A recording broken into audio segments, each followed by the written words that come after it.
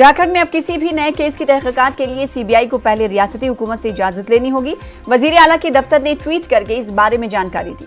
CMO ने कहा कि 1996 को जारी करदा ऑर्डर के तहत सीबीआई को रियासत में जांच के लिए जो इख्तियारात दिए गए थे उन्हें वापस लिया जा रहा है और अब सीबीआई को किसी भी मामले की तहकीकात के लिए रियासती हुकूमत की इजाजत लेनी होगी।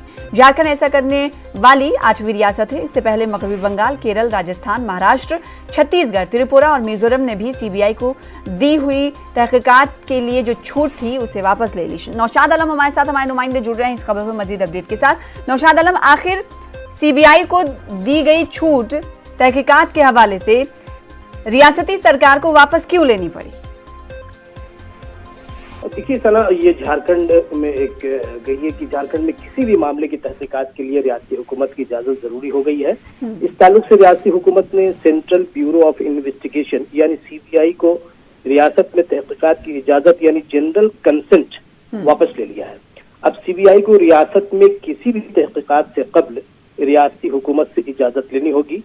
सना, मैं आपको बता दूं कि कल देर शाम रियासती महकमा दाखिला के जरिए Delhi special police establishment act 1946 यानी 25 ऑफ 1946 के तहत जो रियासत में जो इख्तियारात के इस्तेमाल की रजामंदी जो थी वो उसे वापसी के ताल्लुक से हुक्मनामा जारी किया गया है। इसके बाद सीबीआई को झारखंड में इख्तियारात के इस्तेमाल के लिए आम रजामंदी नहीं होगी जो झारखंड हुकूमत यानी इस वक्त जो बिहार हुकूमत थी के जरिए 19 फरवरी 1996 को जारी एक हुक्मनामा के तहत फराहम की गई थी।